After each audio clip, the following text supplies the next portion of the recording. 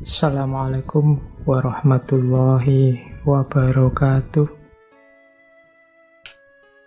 Saya membawa kumpulan wisdom sehubungan dengan law of attraction yang berhubungan dengan perubahan. Ini saya ambil beberapa quotes dari tokoh-tokoh yang mungkin teman-teman akrab kenal. Misalnya yang pertama saya ambil dari Rowling, J.K. Rowling. Teman-teman mesti hafal ya, ini yang nulis Harry Potter. Beliau ini punya satu quotes yang menurut saya nyambung dengan the law of attraction. Kata Rowling, kita tidak memerlukan magic, kita tidak memerlukan sihir untuk mengubah dunia kita. Kita sudah punya semua kekuatan yang kita butuhkan dalam diri kita. Jadi, kita ingin dunia ini wajahnya seperti apa? Kuncinya ada di kita. Kita ingin seperti apa saja, kita punya kekuatan, kita punya potensi untuk itu. Kita ingin membangun dunia menjadi sangat indah atau hancur lebur, sama-sama kita punya daya untuk melakukannya. Nggak harus nunggu belajar ilmu sihir kayak Harry Potter itu. Nggak harus. Engkau bisa sudah. Engkau memimpikan apapun. Engkau bisa, engkau mampu. Nah, yang kedua, untuk mencapai tujuan yang belum pernah dicapai sebelumnya, engkau harus mulai melakukan apa yang belum pernah engkau lakukan sebelumnya.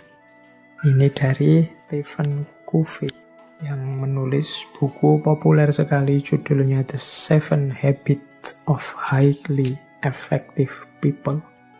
Jadi menurut Stephen Covey, ya kalau engkau ingin mencapai tujuan yang lebih tinggi, yang belum pernah dicapai sebelumnya, ya pertama-tama engkau harus melakukan apa yang belum pernah engkau lakukan sebelumnya.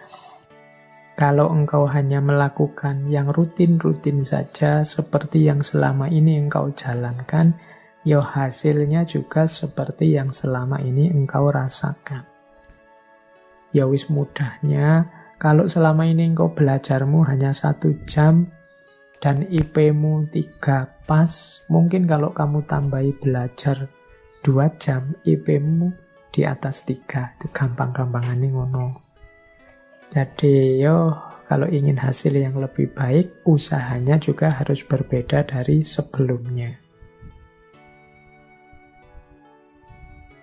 Kemudian ada quote juga dari Rhonda Byrne. Menurut Rhonda Byrne, setiap kesempatan untuk mengubah hidupmu, setiap detik adalah kesempatan untuk mengubah hidupmu. Karena di setiap kesempatan engkau dapat mengubah caramu merasakan. Rhonda Byrne ini yang tadi saya sebut ya, beliau yang menulis buku The Secret yang populer sekali, termasuk acara televisi. Di setiap detik itu kita bisa berubah. Jangan menunggu besok. Kita ini kan ingin hidup ini, kalau bahasanya hadis itu yaumuhu khairun min amsihi. Hari ini lebih baik dari kemarin dan hari esok lebih baik dari hari ini. Berubah terus-menerus. Jadi kita harus semakin baik. Bahkan katanya Rhonda Byrne, tidak hanya harian, setiap detik engkau bisa mengubah hidup kita. Misalnya, kalian mengalami peristiwa apa hari ini? Mengalami peristiwa diputus oleh pacarmu. Itu kan peristiwa yang mungkin kau tanggapi sebagai menyedihkan. Tapi detik ini juga bisa engkau ubah tanggapanmu itu bahwa ini peristiwa yang menyenangkan. Lu tergantung dirimu.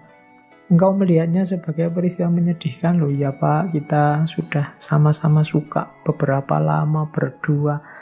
Banyak kenangan yang sudah kita bikin sekarang putus. Kamu melihat itunya terus engkau sedih. Padahal engkau kalau mau juga bisa detik ini juga kamu ubah perspektifnya.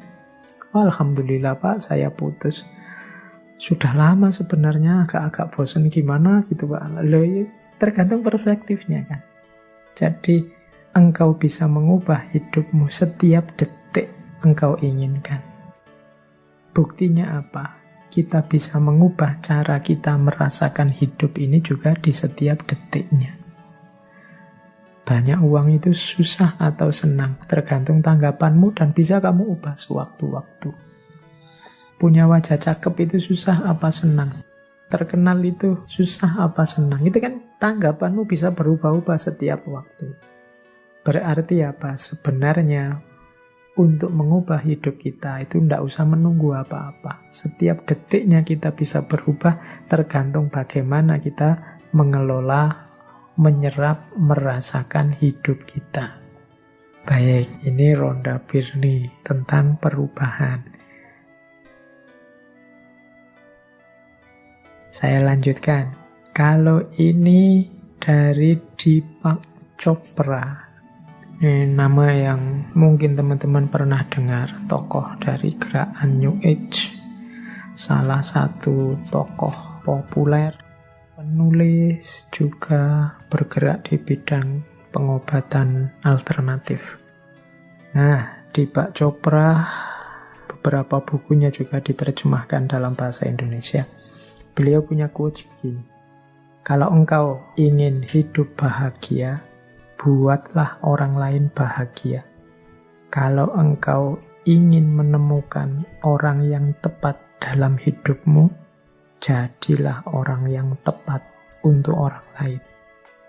Kalau engkau ingin melihat perubahan di dunia, jadilah perubahan yang engkau inginkan itu. Nah, ini menurut Deepak Chopra, ya kalau kita ingin dunia ini damai, kalau kita ingin dunia ini tertib, kalau kita ingin dunia ini dengan segala ideal yang ada di kepala kita, pertama-tama yang harus kita ubah adalah diri kita sendiri. Kalau ingin dunia ini damai, ya kita jadi orang yang damai dulu. Kalau ingin dunia ini membahagiakan dan gembira, ya kita jadi orang yang bahagia dan gembira. Jadilah perubahan yang engkau inginkan itu. Tidak harus capek menceramai orang lain, tidak harus capek nuding-nuding orang lain kiri kanan. Ayo kita ubah diri kita sesuai ideal kehidupan dunia yang ada di kepala kita. Pak, Islam itu kan harusnya rahmatan lil alamin. Iya, oke. Pertama-tama jadilah muslim yang rahmatan lil alamin. Jadi ini caranya begitu. Perubahan diawali dari diri kita sendiri. Nah, ditegaskan di quote selanjutnya oleh Martin Luther King Jr. Menurut Martin Luther King, ambillah langkah pertama dengan yakin. Tidak harus engkau melihat semua anak tangga, hanya lakukan saja langkah pertama. Kita ini kan sering ragu-ragu, mau mengubah hidup, mau dimancang cita-cita, mau memimpikan sesuatu, itu kita banyak tidak berani, sehingga hidup kita tidak berubah-berubah. Maka menurut Martin Luther King, ini beliau kan aktivis, juru bicara gerakan sipil di Amerika Serikat, sekitar tahun 54 sampai 58. Nah, menurut Martin Luther King, sudahlah melangkah saja. Tidak usah terlalu banyak mempertimbangkan macam-macam. Tidak harus engkau lihat semua anak tangga. Kalau memang itu sudah bagus dan mantap, engkau yakin, jalan. Tidak usah dibahas lagi, didiskusikan lagi. Dicari semua kemungkinan konsekuensinya, malah tidak jalan-jalan. Katanya Martin Luther, ambil langkah pertama. Jalanlah. Kalau tidak begitu, hidupmu tidak akan berubah. Terlalu banyak pertimbangan. Oke, baik. Saya akhiri sekian. Kurang lebihnya mohon maaf. Wallahul muwaffiq. Wallahu a'lam bissawab. Wassalamualaikum warahmatullahi wabarakatuh.